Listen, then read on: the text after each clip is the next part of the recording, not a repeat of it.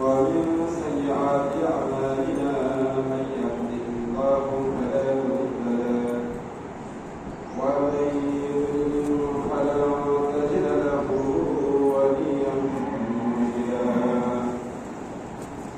فقد قال الله تعالى في كلامه المجيد وفي فرقانه الحميد أعوذ بالله من الشيطان الرجيم بسم الله الرحمن الرحيم إن الله وملائكته يصلون على النبي يا أيها الذين آمنوا صلوا عليه وسلموا تسليما اللهم صل على محمد وعلى آل محمد كما صليت على إبراهيم وعلى آل إبراهيم إنك حميد مجيد اللهم بارك على محمد وعلى آل محمد كما باركت على إبراهيم وعلى آل إبراهيم إنك حميد مجيد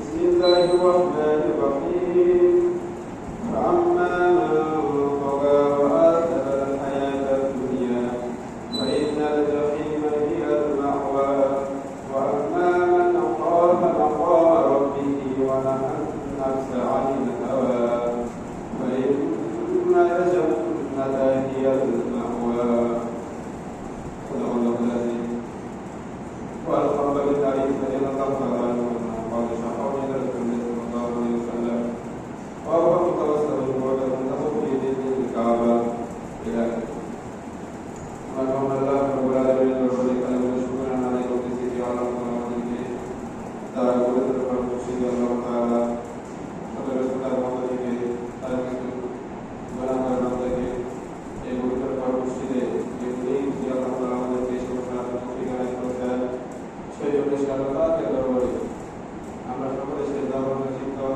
হয়ে সেই কালের শুকরান মোদার বিশেষ করে আলহামদুলিল্লাহ और एक रोज दिन हजरत बसा सैयद मुस्लिम आखिर में हमारे पूरे शाया वसल्लम रहे सल्लल्लाहु अलैहि वसल्लम महान अल्लाह ताला हमारे नबी की दुनिया में पहुंचाने वाले जनो ईश्वर का ईश्वर के शाया वसल्लम रहे अल्लाह ताला हमें कबूल करे आमीन আজকে আমি কোরআন কারীম থেকে সূরা নাজিয়াত থেকে পাঠ করেছি আল্লাহ তাআলা কিছু চাই ইনশাআল্লাহ করব বিমাশিয়া দিতা বিইজনিল্লাহ দুনিয়ার জন্য মহান আল্লাহ আপনারা অনুমতি বানিয়েছেন আমাদের যারা করে আমাদের একমাত্র আসরের বাজারে সেখানে সুপারিশকারী প্রয়োজন কিনা বিশ্বনবী সাল্লাল্লাহু আলাইহি ওয়াসাল্লাম একবার তিনি বাসায় আছেন ওমর ফারুক আসলে সালাম করলেন আসসালামু আলাইকুম ইয়া রাসূলুল্লাহ ওমর ফারুক বিশ্বনবী ইসলাম সালাম উত্তর দিচ্ছে কিন্তু তার দিক থেকে কানা আওয়াজ আসে वो जिज्ञासा करते हैं अल्लाह रसूल आपने सुने ये आवाज है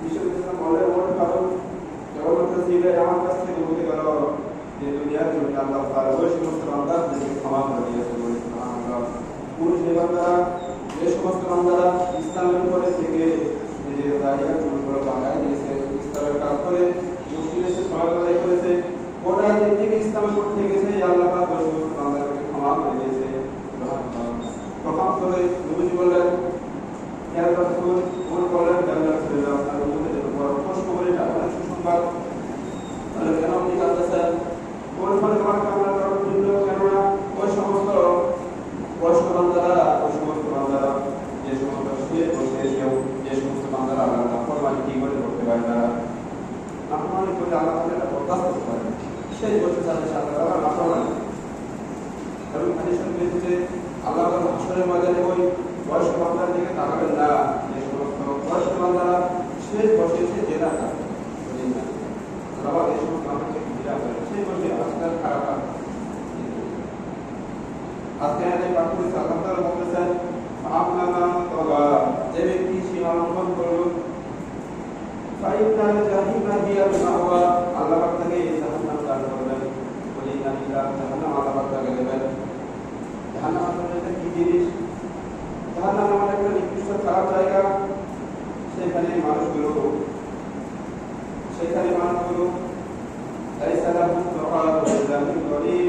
জাহান্নামে যে ব্যক্তি যাবে আল্লাহ তাকে জাকুম থেকে একদম ফল পাবে, সেই ফলটাতে চলে যাবে। লা ইউসবিলু ওয়া লা ইউগনিবু, এই খাবারকে খাবে সেই বান্দা তার শরীর ভালো হবে না, তার ক্ষুধা হবে না। জাহান্নাম অত্যন্ত নিকৃষ্ট খারাপ জায়গা। ওয়াইদা জান্নাম ওয়াল আশকা, জাহান্নামে যাবে অথবা কবে ফিরে যাবে, তাদের কর্মটা বন্ধ। এই আল্লাহ তাআলার একটা নিদর্শন, আল্লাহ পাকের যে আছে, আল্লাহ পাকের যে আছে স্থায়ী আছে, আল্লাহ পাকের যে আছে এই পাহাড়, এই আসমান দেখার পরে কেন তার ভিতরে আল্লাহ তাআলার প্রতি ভয় আসে? এতে বেদুকে জিজ্ঞাসা করেছে, বেদু আল্লাহ তাআলা যে দুনিয়ার জন্য আছে, তুমি কি তার কোনো দৃষ্টান্ত দিতে পারো?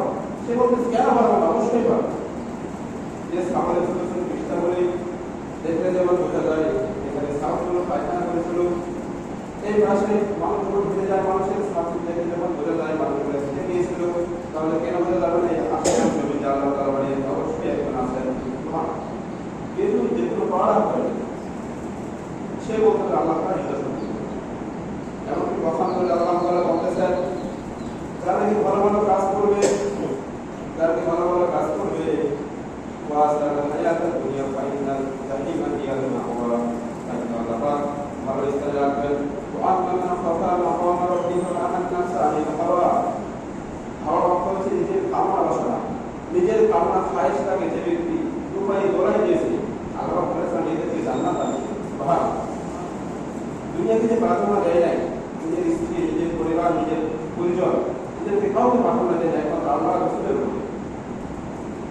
আসলে বলেন আপনার জন্য আপনার সন্তান সন্তান, আপনার টাকা পয়সা সব কিছু আপনার বিপদের কারণ হয়ে যাবে। কেমন করে আল্লাহ পাক বলতেছেন, ইয়াউমা ইয়াফিরুল মারউ মিন আখিহি ওয়া উম্মিহি ওয়া আবিহি ওয়া সাহিবাতিহি ওয়া বানিহি লিকুল্লি ইমরিইন ইয়াউমাইযিন শাআনুন ইউগনি। আসলে বাজারে তোমার পিতা, তোমার মাতা, তোমার ভাই, তোমার স্ত্রী, তোমার পরিবার, সবাই তোমাকে দেখতে সময় দৌড়ে পাবে, তোমার কাছে কেউ তিনি সাহায্যের জন্য আগায় আসবে না। এমনকি প্রত্যেকের অবস্থা সেটি শোচনীয় অবস্থায়, অত্যন্ত খারাপ অবস্থায় সকাল সকালে যদি থাকবে।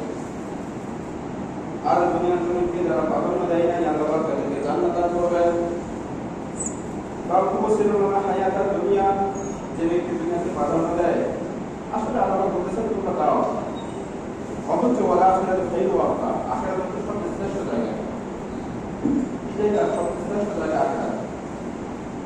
এই দুনিয়ার জমিনে যারা নাকি দুনিয়া যারা বিরোধী হয়, আল্লাহ এদেরকে ভালোবাসে, ঠিক না? ভালোবাসে আল্লাহ অনেক দয়াশীল, অনেক দয়ালু। আল্লাহ বলতেছেন যারা আখিরাতকে যারা ঘৃণা করে, ওই সমস্ত বান্দাদের আল্লাহ কিছু দৃষ্টান্ত দিচ্ছেন। আল্লাহ বলতেছেন আল্লাযীনা ইউকাযযিবুনা বিয়াউমিদ্দিন, নবী আপনি কি জানেন, নবী আপনি কি জানেন, নবী আপনি কি জানেন কারা দুনিয়া, কারা আসলে বাজারকে কার বিক্রি করে? আপনি জানেন তারা কারা? তারা হচ্ছে ওয়ামা ইউকাযযিবু বিহি ইল্লা কুল্লু মুতাদিন আসিফ, তারা হচ্ছে মুতাদ আর আসিফ। মুতাদ শব্দের অর্থ হচ্ছে সীমা লঙ্ঘনকারী, ঠিক আছে, সীমা লঙ্ঘনকারী। আর আসিফ হচ্ছে পাপিষ্ঠ, নরাধম, যে ব্যক্তি দুনিয়ার জন্য পাপ করতে করতে তার সীমায় থেকে গেছে। ইন্দাবাদ সরবিকার সাথে আল্লাহ তখন করে তাকে পাকড়াও করে। মুতাদ হচ্ছে আল্লাহ তাআলার সীমা, তিলকা হুদুদুল্লাহ, তিলকা হুদুদুল্লাহ, তোমরা আল্লাহ তাআলার সীমানা ক্রস করো না। আল্লাহ তাআলার সীমানা হচ্ছে তোমরা সুদ খেও না, আল্লাহর একটা সীমা। তোমরা ঘুষ খেও না, ঘুষ দেও না, এটা আল্লাহর সীমা করা। যেহেতু ওরা ক্রস করবে তার জন্য কি আছে? তার জন্য অবশ্যই খারাপ আছে না, খারাপই অপেক্ষা করবে।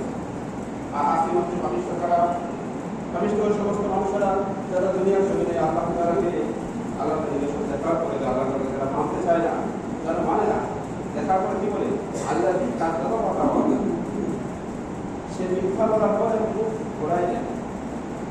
যে আল্লাহ কতগুলো বলতেছে এগুলো কথা আসলে কতটা আমরা জানি না। আসলে মরার পর মানুষ কবে কি উঠছে কি না কি হবে সেটা পরের কথা, সামনে যাবো তার সামনে তোমরা নিয়ে নাও, এরাই হচ্ছে কাফিরের বক্তব্য। আসলে দুনিয়ার জন্য শেষ আমাদের হওয়ার পর আরেকটা জগৎ আমরা রক্ষা করছি, ঠিক না? সেটা বিশাল জগৎ। কিন্তু তাই রহমতুল্লাহ তিনি বলেছেন আসলে আখিরাতের মধ্যে বিশাল একটা জগৎ আছে, সেই জগৎ থেকে দৃষ্টান্ত দিয়েছেন। ধরেন একটা সত্তর একটা চড়ুই পাখি, সে ৭ নম্বর আসমানের উপরে সেখানে ঘুমাইছে, বিশ্রাম করছে ৭০,০০০ বছর।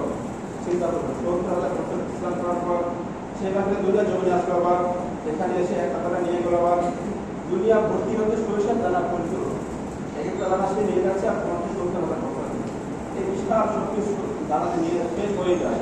আল্লাহ আকারে রেখেছেন তাও শেষ হয়ে যায়, বিশাল একটা জীবন। আমরা দুনিয়ার জন্য ওরা করে ফেলি যে আমরা হতাশা, অনেক আমাদের টেনশন, কেউ আমাদের অর্থ হচ্ছে না, টাকা পয়সার অভাব, আমরা আত্মহত্যা করে দিই, ঠিক না? আসলে এটা করা হচ্ছে তোমরা আত্মহত্যা করে আল্লাহ খারাপ করে দিয়েছে এবং আত্মহত্যা করে সে মনে করে যে দুনিয়ার জীবন থেকে আমি মা পেয়ে গেলাম, ঠিক না? আখড়াতে একটা ভালো একটা স্থায়ী জীবন পাবে, আসলে পক্ষ না। যদি আত্মহত্যা করলো সেটা ইসলাম যাবেন না মানে আত্মহত্যা যাবে না, তারা ইসলাম নয়। আপনার যদি আল্লাহ তাআলার যদি ভয় থাকে আপনার ভিতরে, আপনার ভিতরে যদি তাকওয়া থাকে, তাহলে আপনি কি করবেন? কষ্টটা কিছুই না। শরীর ময়দানের পর যে জাহান্নামে মানুষ যাবে, সেখানে যদি 1 সেকেন্ডের কষ্ট দুনিয়া তুলে দেওয়া হয়, এটা কিছুই মনে হবে না। বিশাল করে আমাদেরকে একটা মানুষ দুনিয়ার জমিয়ে আখিরাতমুখী, পরকালমুখী চিন্তা ভাবনা ছাড়া মানুষটা কখনো ভালো হতে পারে, ঠিক না? তার ভিতরে জন্য সে নামাজ হোক, আখিরাত চিন্তা ভাবনা না পয়দা হইলে সে তখন ভালো হতে পারবে।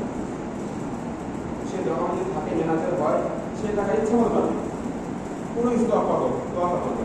সে সরকারি কর্মচারী হয়, ইচ্ছা মতো টাকা পাবে সরকারে সে গোলামি করবে, আল্লাহ সাথে গোলামি বাদ দিয়ে দেবে। আলী নাফস আলীর হাওয়া, তার ইসলাম জাহান্নাম আল্লাহ বানিয়ে দেবে। সে নফসের ফাইল মতো সে চলবে দুনিয়া থেকে, নগদ যাওয়া সব কিছু করাই দেবে, ঠিক না? এটাই হচ্ছে হাতে গেলাম আপনি দুনিয়ার প্রতি আকৃষ্ট ওদের গেলাম। অথচ আল্লাহ পাক কি বলতেছেন, এই সমস্ত কথাগুলো যখন বলা হয় মানুষদের সামনে, কথাগুলো যে বক্তব্য দিলাম, এটা কিন্তু আয়াত পর আসা বলে ওই সমস্ত মানুষগুলো বলবে এগুলো তো হচ্ছে আমাদের পূর্ণতারের কথা, আশা কি এগুলো হচ্ছে রূপক কথাই। আর এগুলো যে বক্তব্য দিচ্ছে যে জান্নাত আছে জাহান্নাম আছে, এগুলো আছে কবে কি হবে, এগুলো হচ্ছে কথা বার্তা। আসলে আল্লাহ বলছেন সাল্লাবাদ রওনা আলা কুলুবিহিম মা কানু ইয়াকসিবুন। আল্লাহ বলছেন রওনা হচ্ছে পরিচিকা, এই সমস্ত মানুষের অন্তরের ভিতরে পরিচিকা আল্লাহ পয়দা করে দিয়েছে, পরিচিকা দিয়ে অন্তরের ভিতরে আল্লাহ দিয়ে দিয়েছে। কি কুলুবিহিম মারাদুন, এদের ভিতরে আল্লাহ রোগ বৃদ্ধি করে দিয়েছেন, ফাসাদাহুম আল্লাহ বৃদ্ধি করে দিয়েছেন, ওয়ালাহুম আযাবুন আযীম। আল্লাহ বিশাল করে তাদের মিথ্যা এই যে অহংকার, তার বলছেন তারা মিথ্যা কথা বলে দুনিয়ার জমিনে যারা আখরাত তার বিরুদ্ধ হয়, তার বিরুদ্ধে মিথ্যা কথা সেটা রাষ্ট্র হয়। আসলে এটা আমাদের কখনো উচিত না। দুনিয়ার জমি ছেড়ে আমাদের আখরাতমুখী হওয়া আমাদের আল্লাহ আমাদেরকে ওসিয়ত করতেছে। এই সমস্ত ভালো ভালো কথাগুলো যারাই করবে দুনিয়ার জমি থেকে, ভালো ভালো মানুষদেরকে যারা ভালোভাবে মানুষদেরকে আহ্বান করবে, ওই মানুষগুলো আজকে কোথায় থাকে? তারা জেলখানে থাকে অথবা কোনো অন্ধ করতে থাকে, তাদেরকে অত্যাচার করা হয়। কেন অত্যাচার করা হয়? এই কোরআনের কথা যে ব্যক্তি বলেছে, যারাই নাকি এই কোরআনের দিকে অবসর হয়েছে, আল্লাহ পরীক্ষা করেছেন, এমনকি তাকে অন্ধকারে থাকতেই হয়েছে, এটা কোনো বিপরীত পাইনি। ইয়া হাসরাতুল আলাল ইবাদ, একজন বান্দা পাঠাই আল্লাহ তাআলা যাদেরকে আল্লাহ পরীক্ষা করে, যারা দাওয়াত দিয়েছে এই কোরআনের দাওয়াত। ওয়া নাকামু মিনহুম ইল্লা আইয়ুমিনু বিল্লাহিল আজিজিল হামিদ। আজিজিল হামিদ আল্লাহ তাআলা এই কিতাবের কথা যারাই বলে, আমরা কামু মিনহুম, যারা আল্লাহ তাআলার উপর ঈমান আনে, ওদেরকে কাফিরগুলো জালিমগুলো ধরে আর অন্তর্ভুক্ত রেখে দেয়। তাদের কি অপরাধ? এই যে ফাতানুল মুমিনিনা ওয়াল মুমিনাত, এই নিগ্রহ করতেছে, অত্যাচার করতেছে, কি কারণ এটা? ওয়াল মুমিনাত সুম্মা লাম ইয়াকুম ফালাহুম আযাবু জাহান্নাম। আল্লাহ বলতেছেন এই কাফিরগুলো আমার ঈমানদারদেরকে যারা মারতেছে, তারা যদি ইয়াকুম, তারা তওবা না করে, আমি আল্লাহ তাআলা এদেরকে আযাব দেব। কোন আযাব সেটা? সে আযাবের কোনো শেষ ঠিকানা নেই। অতএব যারা দিনের দায়ী, ওদের সাথে নম্র ভদ্রভাবে কথা বলা উচিত। যদি আল্লাহ পাক না করেন, যদি আপনার অবস্থা মুখ হয়ে যায়, আপনার জন্য বিশাল একটা জায়গায় আল্লাহ পাক কি জাহান্নাম থেকে ছুরি করে আমাদের পাইতে হবে, কিন্তু আরেকটার সাথে বিয়া করতে আল্লাহ পাক আপনি কোথায় রাখবেন? জাহান্নামে রাখবেন। আল্লাহ জারি করবেন সুলমাদা বিয়া তুই ফাদা আযাবু জাহান্নাম। পুরো এখানে ব্যাখ্যা দেওয়া দরকার নেই, জারি হিসাব জাহান্নাম। অতএব আলেমদের সাথে যারাই করবে দুনিয়ার জমিনে ইন্নাল্লাযিনা আসরাফু কানু মিনাল্লাযিনা আমানু ইয়াতাহাক্কুন, দুনিয়ার জমিনে পানি সরাই শুধু নবীদের সাথে দাওয়াত যারা দেয় ওদের সাথে এরা বিরোধ করে। তারা অবিষ্ট ব্যক্তিরা এদের নবীকে নিয়ে তো পাওয়া যায়, এদেরকে দেখলে এটা হাসি তামাশা, এদের স্বাস্থ্য দেয় না। এই আরেকগুলো আছে, এগুলো আছে কি, এগুলো ছাই নাই খাই নাই, এটা খালি বেশি করছে, এগুলো কথা বলা আসলে কোনো উচিত না। এতে করে দুঃখ আপনার দেবেন না, আপনারা দুঃখের কাছে আলাদা আরও সেটা দুঃখটা চলে যায়, আলাদা পছন্দ করে না। আলিমের সাথে ভালোবাসা করবেন, খারাপ করবেন, দুনিয়ার জন্য তাকে কাদর না দেওয়ার দরকার নেই। আখড়ার জন্য একটা স্থায়ী জায়গা আছে, সেই জায়গাটা ভালো হয়ে যাবে, ঠিক না? দুনিয়া যদি একদম শেষ হবে, আখড়া দেওয়ার জন্য একদিন আসবে, সে আখড়ার ঢুকি, সে আখড়ার জীবন আল্লাহ আমাদের কবুল করুন। আমি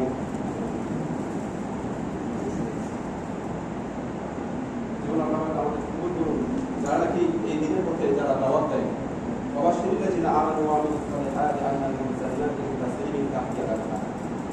যারা নাকি নিজেদেরকে যারা খারাপ কাজ থেকে ফেরায় রাখতে চায়, অবশ্যই তাদের সুসংবাদ দিয়ে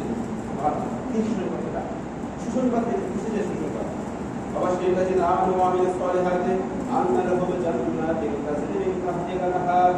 তাদেরকে আমি আল্লাহ তাআলা জান্নাত দান করব। যারা নিজেদেরকে আত্মসংশোধন করেছে তাদের কি দেওয়া হবে? জান্নাত দেওয়া হবে। সেই জান্নাতে নিজেদের একটা ঝর্ণা টাকা মালা পাতা এবং আল্লাহ তাদেরকে পবিত্র ইস্তিদার করবে। আফওয়াজ হচ্ছে, এটা হচ্ছে পুরুষের জন্য ব্যবহার হয়, স্ত্রীর জন্য ব্যবহার হয়। অতএব স্ত্রীর মেহমানদের কোনো ব্যবহার করার কোনো দরকার নেই। তাফসীরে এটা হচ্ছে আল্লাহ ওদেরকেও জানে না, তোমাদেরকে জানে না। আফওয়াজ শব্দটি পুরুষ স্ত্রী উভয় ক্ষেত্রে ব্যবহার হয়। আল্লাহ সকলকে যারা ভালোবাস করবে, আল্লাহ সকলকে জান্নাত দান করবে, সেখানে স্ত্রী দিবেন ইচ্ছা মতো, আর পুরুষের দেবে ইচ্ছা মতো। কিন্তু তার থেকে অভাব হয়ে গেছে। আগে ওই আদর্শ শব্দের লেখা জানতাম না, সমাজ করলাম না, মেয়ের মধ্যে কোনো ব্যবহার করার কোনো দরকার নেই। আমাদের সবাই বলে আল্লাহ সকলকে জান্নাত দান করবে। আল্লাহ জবাব করা এবং আল্লাহ বাস্তবিক মানুষ সুন্দর কোরআন যাবে, যারা পরে যারা আয়ত্ত করে তারা বুঝতে পারে কি সুন্দর একটা কথা বলবে। আল্লাহ মাঝে মধ্যে মানুষদেরকে জান্নাতের কথা শোনা, আগে মানুষদেরকে জান্নাতের শোনা, সাথে আল্লাহ জান্নাতের আল্লাহ হয়ে যান, মানুষের হতাশ হয়ে যান। আমরা করে কাহার আর জাব্বার কি করে জান্নাত যাব না, কখন এটা হতাশ করার দরকার নেই। ওই এবার জিন্দাকে আনতেছি দাদা আল্লাহকে রহমত থেকে আল্লাহ নিরাশ হওয়া হারাম করে দিয়েছে। কখন নিরাশ হওয়া যাবে? কি হতে যাবে না, নিরাশ কখনো যাবে না। আল্লাহ আমাদের কাহার এবং জাব্বার নাম যেমন আছে, রহমান এবং রহিম নাম আছে, ঠিক না? আল্লাহ আমাকে রহমত আর গজব দুইটা কম্পিটিশন, মানে হচ্ছে দুইটা প্রতিযোগিতা হচ্ছে, কাছে কুচিতে এসেছে প্রতিযোগিতায়। আল্লাহ আমাকে রহমতটা জিতে দিচ্ছে, আল্লাহ আমাকে গজবের চেয়ে আল্লাহকে রহমত অনেক বেশি। বান্দা যেন হতাশ হয়ে যাবে না যায়, আমি অনেক গুনাহ করেছি, গুনাহের কারণে বান্দা যেন আমার রহমত থেকে যেন সে দূরে সরে না যায়। অনেক গুনাহ সাথে কি হয়েছে? গভীর রাত্রে উঠবো, আল্লাহ আল্লাহ তাআলা দুনিয়ার জন্য আমরা গুনাহ করেছি, পেছনে গুনাহ করে আসতে পারে সবার বলি। আমি আমাদের ঘুষ খেয়েছি, সুদ খেয়েছি, আল্লাহ তাআলা আমি জুলুম করেছি, সন্তান জুলুম করেছি, আল্লাহ তাআলা আপনি আমাকে ক্ষমা করবেন। আল্লাহ তাআলা হচ্ছে তিনি রহমানুর রহিম, বান্দার দোয়া তিনি শুনেন আর বান্দাকে তিনি মাফ করে দেন। গভীর রাত্রে যারা উঠে যারা দেখতে পারে, আল্লাহ যখন তার সাথে কথা বলে বান্দার সাথে, তখন তার একটা কন্টিনিউশন একটা সুন্দর একটা কালেকশন হয়ে যায়। তার মুখের কথা কি আয় হয়ে যায়, তার চোখের যেমনই কি সেটা আল্লাহ চোখ হয়ে যায়, তার হাঁটা চলা আল্লাহ চোখের পা হয়ে যায়। গভীর রাত্রে উঠবেন, রাত্রে কি মজা, যারা উঠে তারাই বুঝতে পারে।